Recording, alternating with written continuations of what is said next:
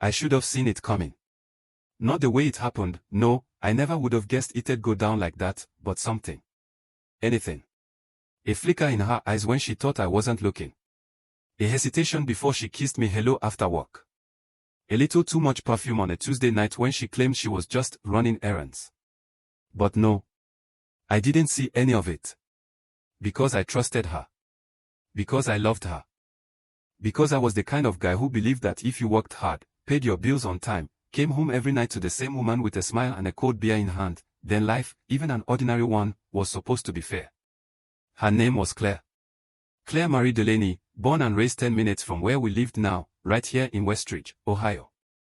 We met at a county fair during the annual Harvest Fest back in 2013. She was selling handmade candles out of a little wooden booth near the petting zoo. I stopped by because one of them smelled like cinnamon and autumn, like my grandmother's kitchen in October. She smiled at me, this wide, sunlit thing that lit up her whole face, and said, "That one's called home." I bought two. One for my mom. One for me. 6 months later, I proposed under that same Ferris wheel, the lights blinking above us like stars someone had shaken loose from the sky. We got married in June. Small ceremony. Backyard wedding. My brother played guitar. Her sister cried through her vows as maid of honor. Claire wore her mother's dress, and when she walked toward me in those white cowboy boots she insisted on, I swear I felt my heart stop and restart all at once. For 9 years, I thought we were happy. Hell, we were happy. At least, I was. And maybe that was the problem. Because happiness can be quiet. It doesn't always announce itself with fireworks or grand gestures. Sometimes it's just two people sitting on a porch swing on a Friday night, drinking cheap wine out of plastic cups, laughing about how the neighbor's dog keeps digging up his own prize-winning tulips. That was us. That was me. I worked construction, foreman over at Mason and Gray since 2015. Long days, sunnies, hands rough enough to sand wood without tools. But I liked it. Liked building things. Liked knowing that when I left a job site, there was something real behind me. Something solid. Something that wouldn't crack under pressure. At home, I mowed the lawn every Saturday. Fixed the leaky faucet in the guest bathroom. Took out the trash without being asked. Claire called me her rock more than once. Said she didn't know what she'd do without me. And I believed her. God help me, I believed her. So when she suggested hosting the neighborhood block party this year, July 19th, right after Independence Day weekend, I didn't hesitate. Sure, I said, wiping sawdust off my jeans after coming in from the garage. We'll fire up the grill. I'll make my smoked brisket. You handle the drinks. She kissed me on the cheek. You're the best, Mark. Everyone loves you. That's what she said. Everyone loves you. Funny how words can lie even when they sound so true. The week leading up to the party was chaos. Kids screaming, dogs barking, half the street repaving their driveways like it was a competition. Our yard looked like a war zone, string lights tangled in the oak tree, folding tables stacked 3 high on the patio, a rented bounce house deflating slowly in the corner like a dying whale. But by Saturday afternoon, it came together. Green grass trimmed short. American flags fluttering from porches. The smell of charcoal and onions frying in butter. Kids darting around with water balloons. Old Mr. Henderson from number 412 grilling brats like he owned a food truck. Claire flitted from group to group in denim shorts and a flowy white top, her dark hair caught in a messy bun, laughing at jokes I couldn't hear. She looked beautiful. She always did. I stood by the grill, tongs in hand, flipping burgers and smiling when people waved. Mrs. Langley brought her famous potato salad. The Packers from across the street showed up with their twins and a speaker blasting old school Outcast. Even the new couple, the ones who moved into the old Miller place last winter, came out of their shell. He was some kind of software guy from Chicago, she taught yoga. They seemed nice enough. Everything felt normal. Good, even. Until around 7:30 p.m. when the drinks really started flowing and the laughter got louder than the music. That's when I noticed them. Claire and Jason. Jason Whittaker. Lived 3 doors down. 32, maybe. Worked in finance, or investments, he called it, with some firm downtown. Always wore button-downs on button one too many, drove a Tesla that looked like it belonged in a sci-fi movie, and talked like every sentence was a TED Talk waiting to happen. I never hated him. Didn't particularly like him either. Too flashy. Too sure of himself. The kind of guy who says synergy unironically. But Claire liked him. Said he was interesting. Said he asked good questions. Whatever that meant. They were standing near the fire pit, the two of them, close, too close, with red plastic cups in hand, heads tilted toward each other like they were sharing secrets. Claire threw her head back and laughed at something he said. Not her normal laugh. Not the soft chuckle I knew, the one that started low and bubbled up like soda. This was sharp. Bright. Almost performative. My gut twitched. Then Jason touched her arm. Just a brush, really. A tap, like can you believe this? But it lingered. And she didn't pull away. I turned back to the grill, flipped the burger harder than I needed to. Felt the heat rise in my chest. Get a grip, Mark. It's a party. People touch. People laugh. It doesn't mean anything. But it kept happening. Every time I glanced over, there they were, talking, leaning in, laughing. Once, I saw him hand her a fresh drink, and she took it with both hands, fingers brushing his. Another time, she touched his shoulder while making a point, her palm flat against his shirt. And people noticed. I saw looks. Smiles exchanged between neighbors. A few nudges. A whisper here, a giggle there. Like they were in on a joke I hadn't heard. Then came the moment. It was nearing 8:30. Dusk had settled in, turning the sky purple-pink. String lights glowed above us. Music shifted to slower songs, some John Mayer tune about love and mistakes. I was stacking paper plates near the trash bin when I heard it. Laughter. Not just any laughter. Group laughter. From the cluster near the fire pit. Claire, Jason, the Parkers, Mrs. Langley, even old Henderson. All of them, faces lit by the flames, mouths open, eyes crinkled. And then Claire's voice cut through the noise, clear and loud. Oh my God, Mark is such a sweetheart. Like, honestly, he still calls me babe like we're in high school.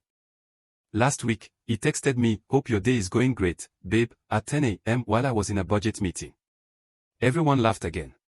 Sweetheart. Jason chimed in, smacking. Dude, does he carry your purse too? More laughter. No, but seriously, Claire went on, waving her hand like she was swatting a fly, he leaves these little notes in my lunchbox. Like, actual sticky notes. Don't forget to drink water today. Love, Mark. I found one yesterday that said, you're the prettiest girl in Ohio. Can you imagine? The group erupted. Oh my God, that's adorable. Mrs. Langley squealed. I'd kill for a husband like that, said Lisa Parker. Jason raised his cup. To Mark. The world's most lovable doormat. They clinked plastic cups together. Cheers. More laughter. I stood frozen, a stack of greasy plates in my hands, my face burning. Doormat. The word hit me like a shovel to the ribs. I looked around. No one saw me. Or if they did, they didn't care. Claire was still laughing, her head resting briefly on Jason's shoulder before she caught herself and straightened up. And then, like a switch flipped, the mood inside me changed. It wasn't sadness at first. It wasn't even anger. It was humiliation. Naked, raw, public humiliation. These people, my neighbors, people I nodded to every morning, people I'd helped carry groceries for, fixed fences for, lent power tools to, they were mocking me. Making fun of the very things Claire used to say made her feel loved. The notes. The text. The small, dumb, everyday things I did because I thought they mattered. And she had turned them into a punchline. Right in front of everyone. I set the plates down slowly, carefully, like if I moved too fast I might break something. Or scream. Or cry. Maybe all three. I walked toward the house, not looking at anyone, keeping my eyes on the front door. My boots crunched on the gravel path. Behind me, the laughter faded slightly, replaced by chatter and music. Inside, the AC hit me like a wall. Quiet. Still. I went to the kitchen, poured myself a glass of water, hands shaking. Drank it fast. Poured another. Why? Why would she do that? Was it just a joke? Was she drunk? Had she forgotten I could hear? Or worse, did she want me to hear? I leaned against the counter, staring out the window at the party. At her. Still talking to Jason. Still smiling. Still glowing. And then it hit me. The way she looked at him. Not just friendly. Not just flirty. Familiar. Like she'd seen that face up close in the morning light. Like she knew the sound of his voice when he whispered. No. I shook my head. No. Don't go there. But the thought slithered in anyway. How many times had she said she was working late? How many girls' nights had she had this year? That weekend in Columbus, visiting her sister.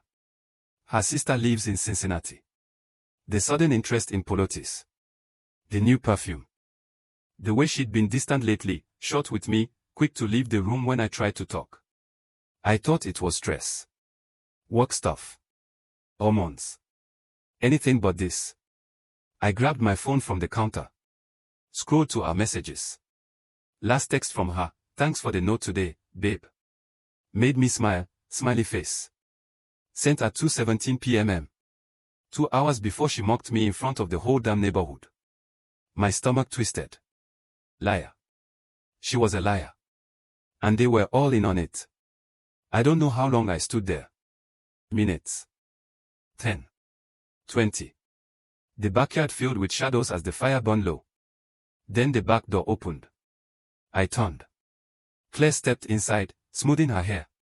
She smiled when she saw me. Hey, you. Hiding from your fans. Her voice was light. Playful. Like nothing had happened. Did you hear them? I asked. My voice was flat. Cold. Hear who? The laughing. When you were telling that story about the sticky note. She blinked. Then shrugged. Oh, come on, Mark. It was funny. Everyone thought it was sweet. It wasn't sweet, I said. It was you making fun of me. She rolled her eyes, walking past me to the fridge. Don't be dramatic. It was a joke. People were drinking. You know how it gets. No, I said. I don't know how it gets. Because I've never stood in a circle of people laughing at my marriage like it's a sitcom. She shut the fridge, holding a bottle of white wine. Jesus, Mark. You're acting like I betrayed you or something. I stared at her. And in that moment, I saw it. The flicker.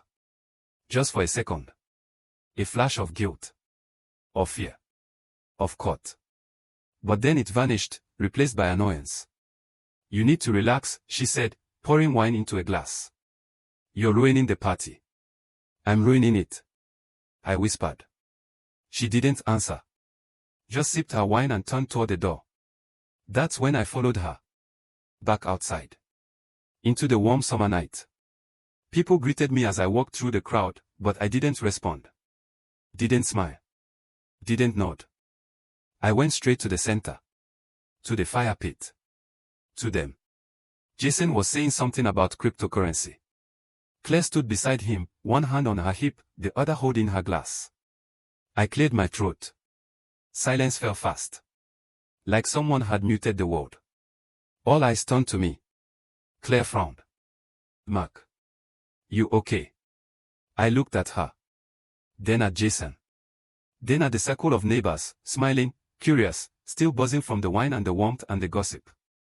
And I said, loud enough for everyone to hear. We were mocking my husband at a neighborhood party. I paused. Let it hang. Then finished. Until he stood up and told me it's over. Forever. Silence. Absolute. Even the crickets stopped. Claire's face went pale. Mark. But I wasn't done.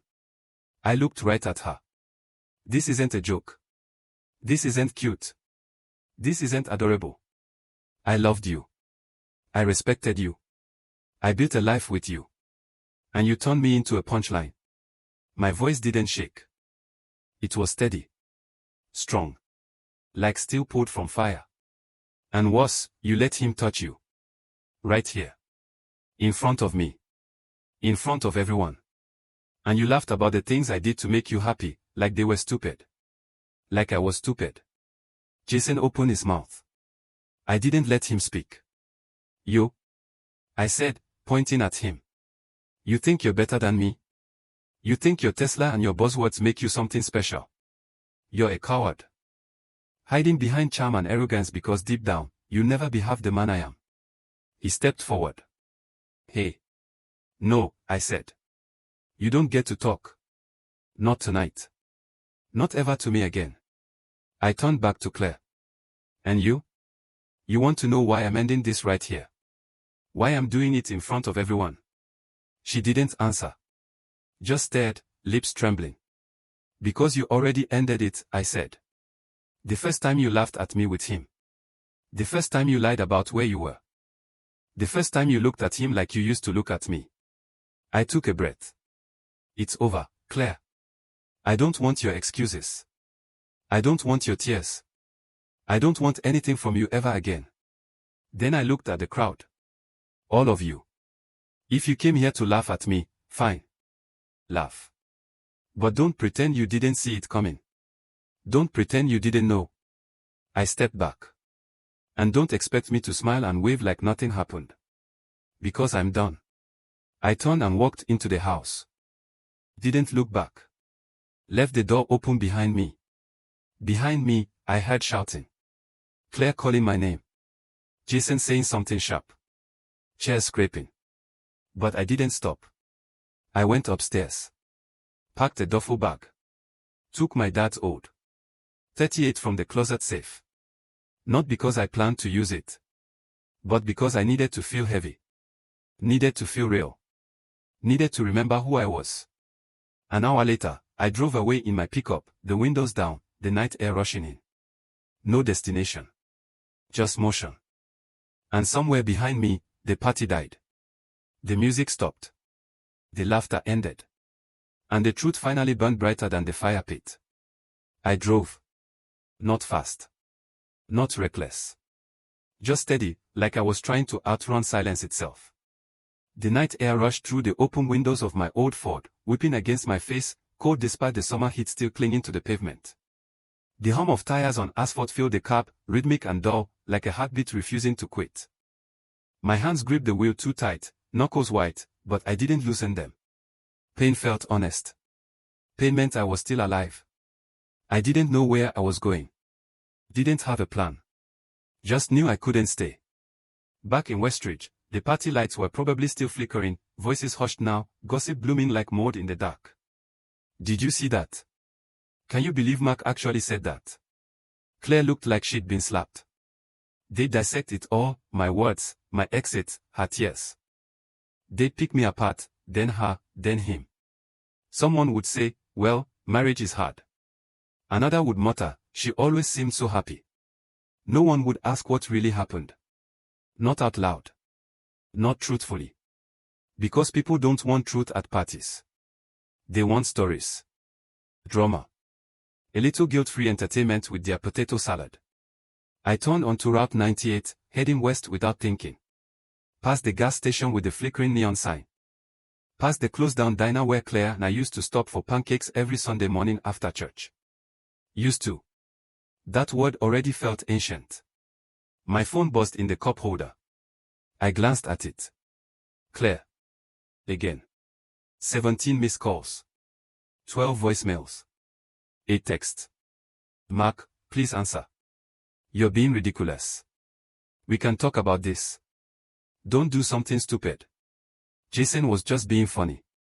Everyone was laughing. It wasn't personal. I laughed, a dry, broken sound. Wasn't personal. That's what made it worse. It should have been personal. She should have defended me. She should have said, hey, that's my husband. He's kind. He's good. And I love that about him. Instead, she handed me over on a platter like I was nothing more than a joke to make her look clever. I tossed the phone into the back seat. Let it die there. An hour passed. Then 2. I ended up at my brother's place, an old hunting cabin tucked deep in the woods near Millstone Lake. Dad had built it when we were kids. Just a single room with a wood stove, a cot, and a shelf full of dog-eared paperbacks. No internet. No TV. Just pine walls and the quiet moan of wind through the trees. Derek answered the door in sweatpants and a faded Ohio State hoodie, beer in hand, eyes wide. Jesus, Mark. What are you doing here? I didn't answer. Just stepped past him, dropped the duffel on the floor, and sat down hard on the couch. He shut the door slow, watching me. You okay? I looked up. No. He nodded, like he'd been expecting this. Then he went to the kitchenette, pulled out another beer, and set it in front of me. We sat in silence for a long time. Drank. Listened to the crickets. Watched the shadows dance on the wall from the kerosene lamp. Finally, he said, "It's clear, isn't it?" I stared into the bottle. How do you know? He snorted. Because you only show up here when your life's falling apart. And last time, it was when Mom died. Before that. When you thought you'd lose the house. So yeah. This has her name all over it. I rubbed my face. She let them laugh at me, Derek. At us. Our marriage. The things I did for her. The way I loved her. She made it a punchline. He took a slow sip. And Jason Whittaker. I nodded. Figures, he muttered. Guy looks like he styles his hair with spreadsheets. I almost smiled. Almost. But you wouldn't be here if it was just jokes, he said, voice lower now. There's more. I hesitated. Then I told him. About the sticky note story. About how close they stood. How she touched him. How he touched her. How they kept laughing while I stood there holding dirty plates like some sad stagehand in their little play. And you think they're having an affair? Derek asked. I don't think, I said. I know. How? I reached into my back pocket, pulled out my wallet, and flipped it open. Inside, folded small, was a receipt. From a motel. Not just any motel. The Cedar Pines Inn, 20 minutes outside town, off exit 14. The kind of place with fake ivy on the walls and hourly rates listed discreetly on the back of the lobby door. Date, June 12th. Room, 207. Charge, $139. Payment, Visa. My Visa. I'd noticed it on the statement 3 weeks ago. Thought maybe a billing error. Called the number. Got the manager. Said the card was used in person. No online booking. I confronted Claire. She said, oh. That was for the team building retreat. Remember? The HR seminar downtown. We stayed overnight because it ran late. I remembered. But I also remembered calling the company. Pretending to be her assistant. Asked if they'd booked rooms. They hadn't. And now, as I handed the receipt to Derek, I added one more thing. The license plate on Jason's Tesla. I saw it in the security cam footage from the gas station across the street from Cedar Pines. Same night. Same time. Derek exhaled slowly. Damn. I leaned forward, elbows on knees. I didn't want to believe it. I kept making excuses. Work trips. Girls' nights. Yoga classes that ran late. But it all lines up. The weekend in Columbus. The dentist appointment on a Tuesday afternoon. The sudden need for privacy with her phone. And tonight, Derek said, was the last straw. No, I corrected. Tonight was the first real moment. The first time I stopped pretending. He nodded. Didn't offer empty comfort. Didn't tell me I'd find someone better. Didn't say time heals all wounds. He just sat there. With me. And for the first time since the fire pit, I felt something other than rage or shame. I felt sin. The next morning, I woke to birdsong and the smell of coffee. Derek handed me a mug. Black, no sugar, just how I liked it. You staying? He asked. I looked around the cabin. At the peeling paint. The dusty books. The rifle mounted above the door, Dad's old Remington, cleaned and oiled every season. No, I said. But not because I'm going back. He grunted. Good. We ate breakfast, scrambled eggs, toast, bacon bun at the edges. Talked about nothing. Football. The weather. The deer population exploding again. Normal stuff. Human stuff. After dishes, I walked down to the lake. Water calm, glassy, reflecting the sky like a mirror. I sat on the dock, boots dangling over the edge, and finally let myself cry. Not loud. Not dramatic. Just silent tears rolling down my cheeks, dropping into the water below. I cried for the man I thought I was, the dependable husband, the quiet hero of a modest life. I cried for the woman I loved, the girl who sold candles at a fair, who danced in the kitchen to old Fleetwood Mac songs, who once kissed me in the rain because it felt romantic. And I cried for the lie. Because the truth was, Claire hadn't just cheated on me with Jason. She'd erased me. Bit by bit. Day by day. Laugh by laugh. Turned my devotion into weakness. My loyalty into foolishness. My love into a joke. And worst of all, I had helped her do it. By never questioning. By always forgiving.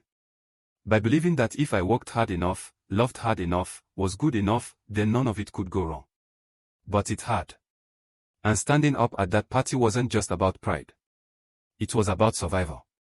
Because if I'd stayed, if I'd gone back inside, poured another drink, smiled through the jokes, I would have disappeared completely. I would have become the man everyone pitied but no one respected. The husband who tolerates betrayal because he's too afraid to be alone. Not anymore. I pulled out my phone. Turned it on. Messages flooded in.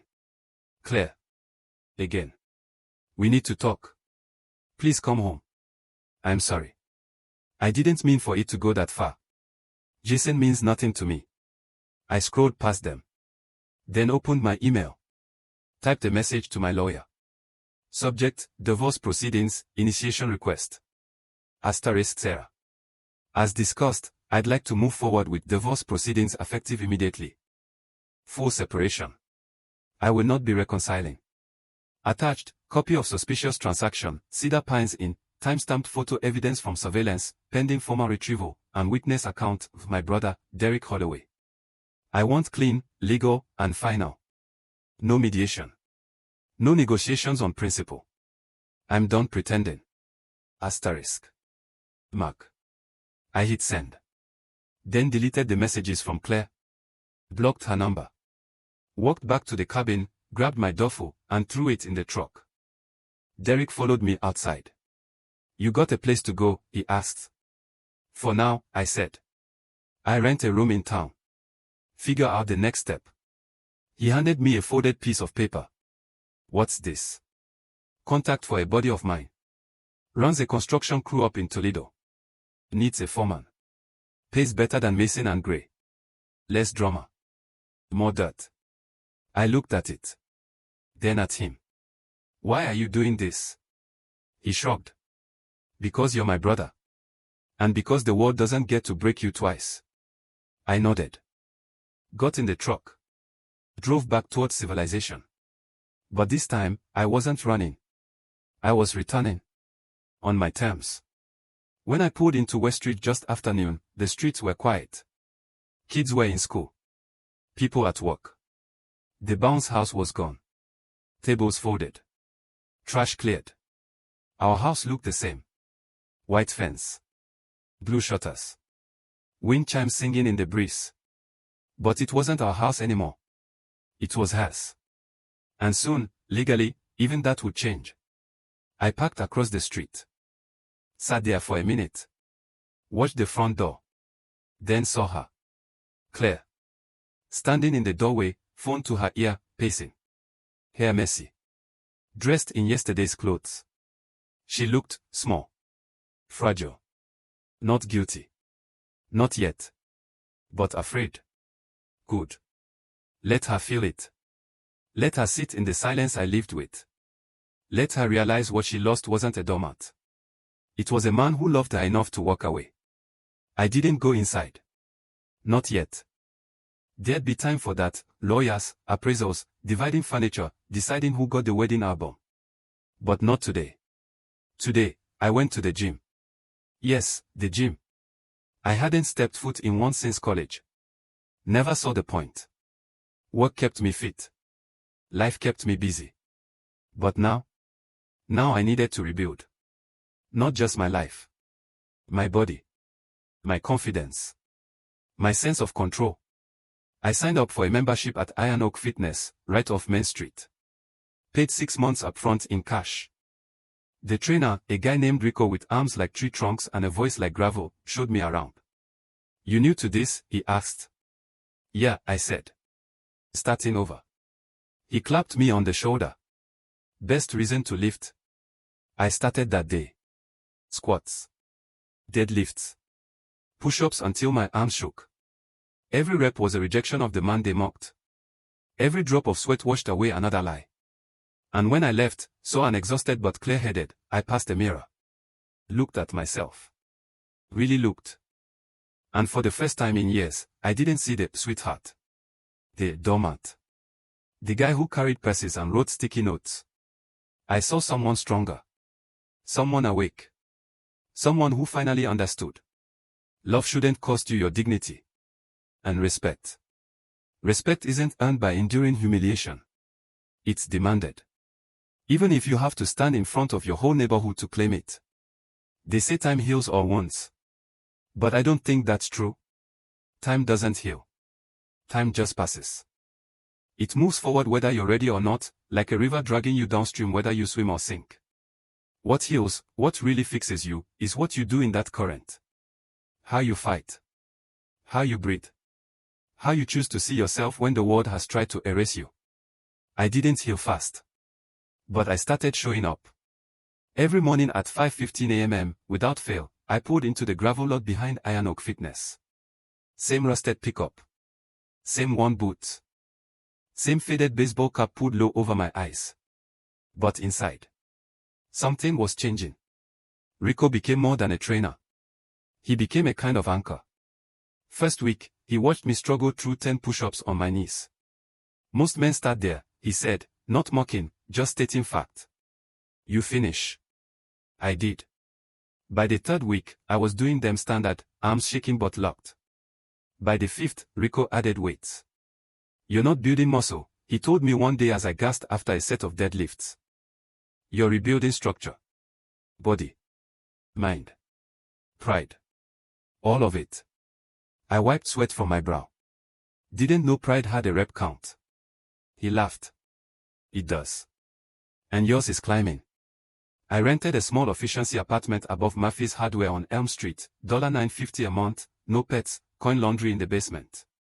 One room, a kitchenette, and a window that looked out over the back alley and a stubborn patch of dandelions growing through cracked pavement. It wasn't much. But it was mine. No reminders. No shared memories. No ghost of Claire in the hallway, humming while she brushed her hair. Just silence. And space. The divorce papers came 2 weeks after I sent the email. Sarah, my lawyer, a sharp woman in her 50s with a voice like a courtroom gavel, met me at a diner downtown.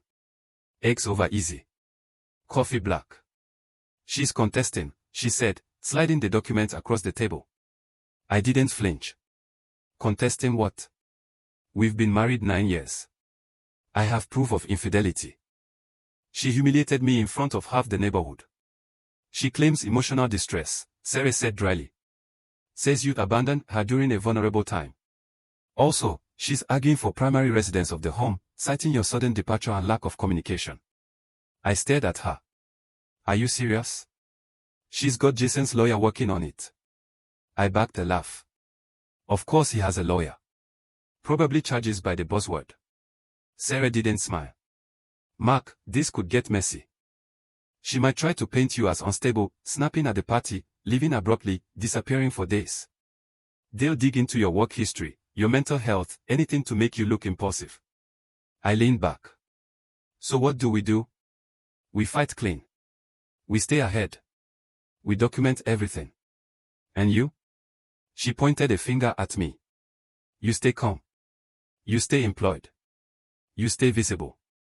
No outbursts. No threats. Just quiet strength." I nodded. "That won't be hard." Because it wasn't an act anymore. The anger hadn't vanished. I still woke some nights gripping the edge of the bed, heart pounding, replaying her laughter, but it wasn't ruling me. It was fuel now. Not destruction. Motion. I went back to work. Mason and Gray had held my position, though my boss, Carl, gave me a long look when I walked in. "Everything okay, Mark?" I met his eyes. Not really. But I'm here. And I'm ready. He clapped my shoulder. That's all I need. Work grounded me. The weight of steel beams. The rhythm of nails hitting wood. The smell of sawdust and sweat. No pretense. No games. Just build, inspect, move on. One afternoon, Mrs. Langley stopped by the job site. She lived 2 streets over from the new townhomes we were framing. She smiled nervously. Hey, Mark. Didn't expect to see you here. I wiped my hands on my jeans. Where else would I be? She hesitated. Look, about the party. I don't want an apology, I said quietly. I want you to remember what you saw. And ask yourself why you laughed. Her face fell. I didn't mean. I know, I cut in. Most people don't. But you did it anyway. That's the problem. She left without another word. Good. Let her sit with it. Let them all sit with it. Because that party wasn't just about Claire and Jason. It was about all of them. The neighbors who knew something was off but said nothing. Who enjoyed the drama but pretended to care. Who built their sense of superiority on someone else's kindness. Kindness isn't weakness. Patience isn't ignorance. And love. Real love isn't performative. It doesn't need an audience. Then came the letter. 3 weeks after filing, I found it in my mailbox, thick envelope, official seal. Claire was countersuing. Not just for the house. For defamation. Claimed my public statement at the party, "You were mocking my husband," had damaged her reputation. Said I'd incited harassment. One neighbor apparently texted her saying, "Stay away from my husband, skunk," and caused emotional harm. I almost laughed. Almost. Instead, I took it straight to Sarah. She read it slowly, then looked up, eyes blazing. This is a power play. She's trying to flip the narrative, make you the aggressor, her the victim. Classic deflection. Can she win? Doubtful. Public statements made in personal context aren't defamation unless they're false. And yours. Technically, you were describing your perception of events. Plus, we've got motive, her affair, the public humiliation, the financial evidence. But it'll drag things out, I said. Yes, she admitted. And cost you money. Stress. Time. I sighed. So what? I just let her keep doing this. No, Sarah said, standing. We respond. Stronger. And we did. We filed a counter-motion for full asset division, citing infidelity and emotional abandonment. Attached the motel receipt. The security footage timestamp. Even the stack of old text I'd recovered from a backup once Claire thought she'd deleted. Jason, miss your skin. Last night was fire. Claire, stop. But yeah. Me too. Can't wait for Thursday. Jason, bring the blindfold again. Claire, only if you promise not to tell. I didn't want to read them. But I needed to. To stop pretending. To stop protecting the memory of who I thought she was. Because the truth. The real betrayal wasn't just the sex. It was the contempt. She didn't just sleep with Jason. She looked down on me. Thought my love was naive. My devotion pathetic. My stability boring. And so she traded it for excitement. For danger. For someone who made her feel seen by laughing at the man who actually was. Well, I saw her now. All of her. And I wasn't afraid anymore. Then, one rainy Thursday, I ran into Lisa Parker at the grocery store. She was in the cereal aisle, picking out cartoon-covered boxes for her twins. She stiffened when she saw me. Mark. Hi. I nodded. Lisa. She bit her lip. I wanted to say I'm sorry. For that night. For laughing. It wasn't right. I studied her. Not angry. Just curious. Why did you? She blinked. What? Why did you laugh? Was I really that funny? No. God, no. It's just everyone was laughing, and I didn't want to seem rude or out of place. So you joined in. She looked down. I guess. It felt harmless. Like teasing. It wasn't teasing, I said. Teasing is between friends. This was degradation. And you all participated. She swallowed. I didn't realize how bad it was until later. Until my husband said, "Would you want someone talking about Lisa like that?" And I couldn't answer. I nodded slowly. Good. Then it's starting to sink in. She reached out, touched my arm. "I hope you're okay." I stepped back. "I will be. But I don't need pity. I need people to wake up." I left before she could reply. But that moment stayed with me. Because it wasn't just about Claire. It was about culture. The way we reward flash over substance. Charm over character. Drama over decency. The way we mock kindness because we're afraid of looking weak for having it. The way we elevate the Jason Whittakers of the world, smooth talkers, rule breakers, emotional tourists, while rolling our eyes at the marks, the steady, loyal, unglamorous builders of real life. But here's what they don't tell you. When the storm hits. When the lies unravel. When the shiny facade cracks. It's the boring guy you call. It's the doormat who shows up with tools and truth. It's the man who loves too much, not too little, who knows how to fix things. Not impress. Fix. 6 months passed. Winter came early. Snow dusted Westridge like powdered sugar. The divorce was finalized on a grey Tuesday morning. No courtroom drama. No shouting. No tears. Just signatures. I got half the savings. The truck. My dad's watch. The dog, Buddy, a scruffy mutt Claire had always complained about.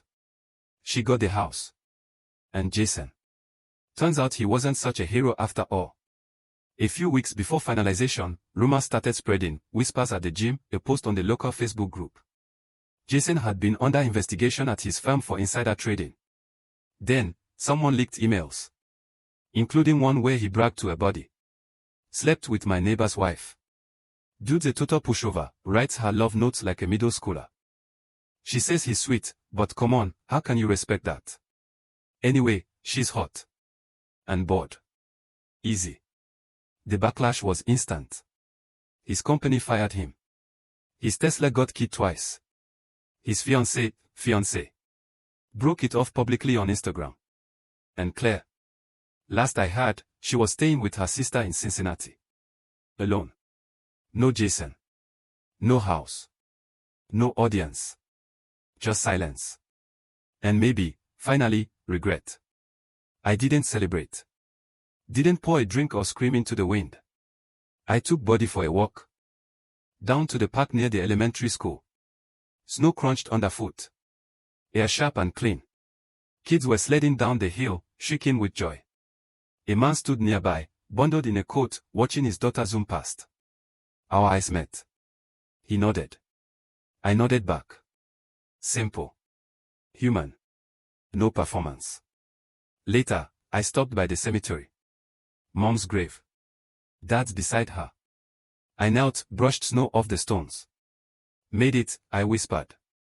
Didn't break. I stayed a long time. Then drove home. Opened a beer.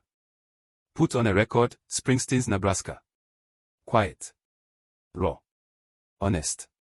Sat by the window, watching the streetlights flicker on. My phone buzzed. Not Claire. Not Sarah. Derek. Toledo crew says yes. Position's yours if you want it. Starts next Monday. I stared at the message. Then typed back. Tell them I'll be there. I didn't know what Toledo would bring. New city. New crew. New life. But for the first time in years, I wasn't afraid of starting over. Because I wasn't the same man. I wasn't the guy who wrote sticky notes just to be loved. I was the man who walked away from mockery. Who faced betrayal. Who rebuilt himself from the bones of humiliation. And who learned the hardest truth of all. You don't lose yourself in love. You lose yourself in compromise. And I'd compromised enough. From now on, I'd build strong. Not loud. Not flashy. But solid. Like a foundation that won't crack. Like a man who finally knows his worth. And isn't afraid to stand up and say it, even if the whole damn neighborhood is listening. Toledo didn't welcome me with open arms. It didn't have to. I wasn't looking for a home. Not yet. I was looking for work. Space. A chance to breathe without the weight of old memories pressing down on every step. The job site was on the west side, new affordable housing development, 32 units, 2-story duplexes with white porches and real hardwood floors. No shortcuts. No cheap vinyl. This was real building. The kind Dad would have approved of. My crew called me Holloway from day one. Not Mark. Not boss. Just Holloway, respectful, distant, waiting to see what I was made of. First week, I worked the frame team. Second, I took lead on roofing after the foreman pulled a hamstring. By the third, Rico's buddy, the site manager, pulled me aside. "You're good," he said, chewing on a toothpick. "Better than good. You run tight. Know your materials. Crew listens." I nodded. "Thanks." He spat the toothpick into the dirt. "You want it? Foreman spot yours. Full pay. Benefits in 90 days. I didn't hesitate. I'll take it.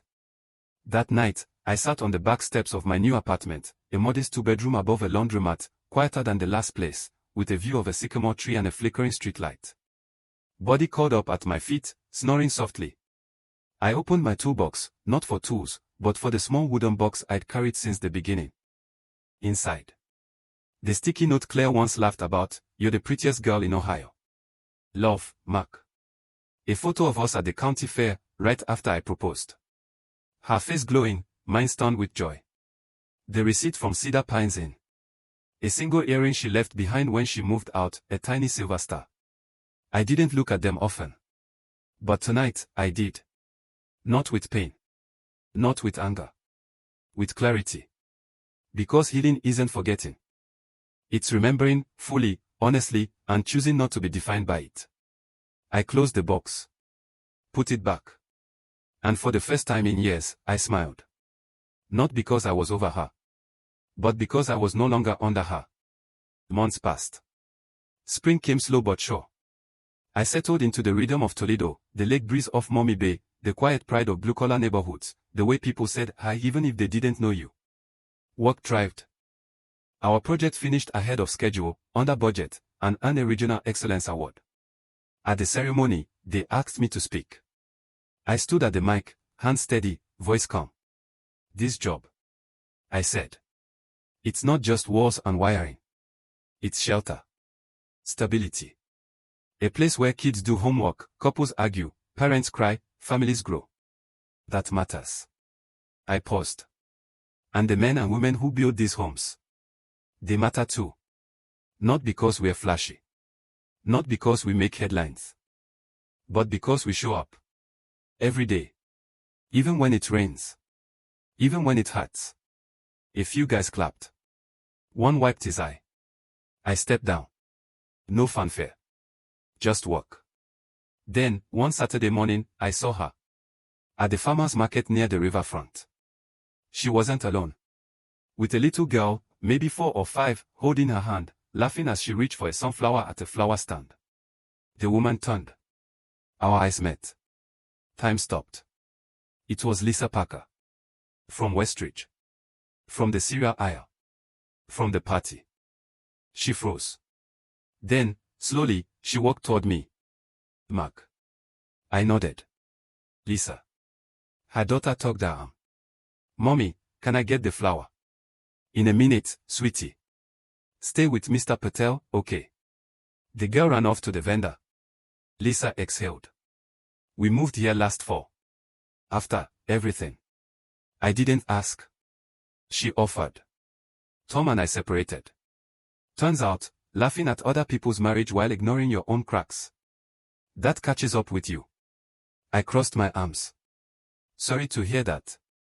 She shook her head. "Don't be. I needed it.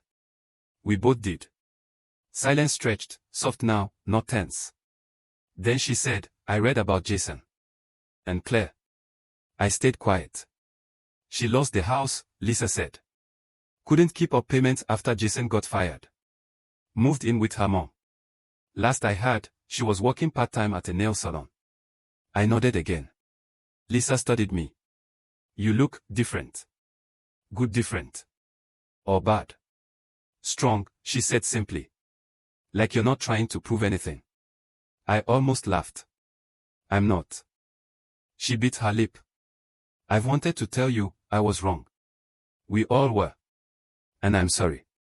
Not just for laughing.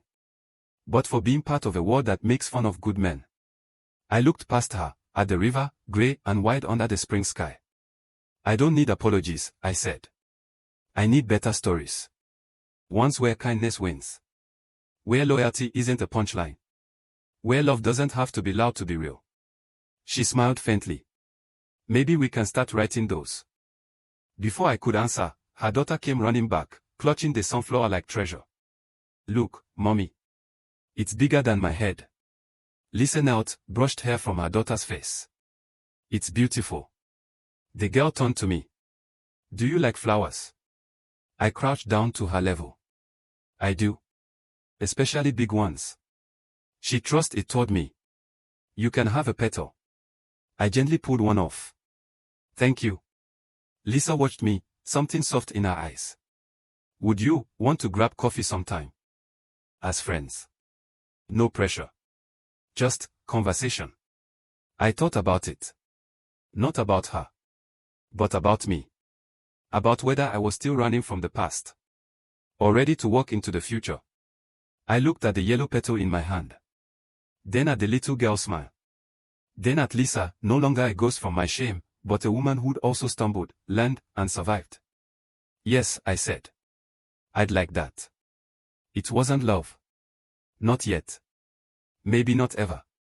But it was possible. And that was enough.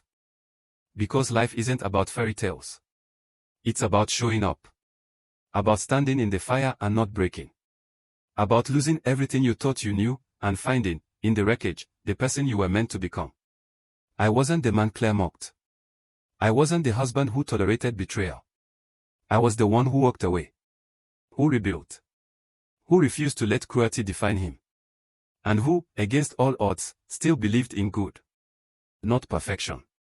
Not grand romance. Just good. The kind found in quiet mornings. In honest work. In a single sunflower petal held between calloused fingers. The kind built not on passion, but on principle. On dignity. On the unshakable truth that you are enough, not because someone loves you, but because you refuse to stop loving yourself. Years later, when people ask me how I survived it, the betrayal, the laughter, the collapse, I don't talk about revenge. I talk about the cabin. The gym. The first morning I woke up and didn't hate the silence. I talk about the day I realized that being called sweet wasn't an insult. It was a legacy. And I talk about the night I stood by the fire pit, humiliated in front of everyone I knew, and chose, instead of shrinking, to rise. Because sometimes, the bravest thing a man can do isn't fighting, isn't shouting, isn't winning. It's saying, this ends here. And meaning it.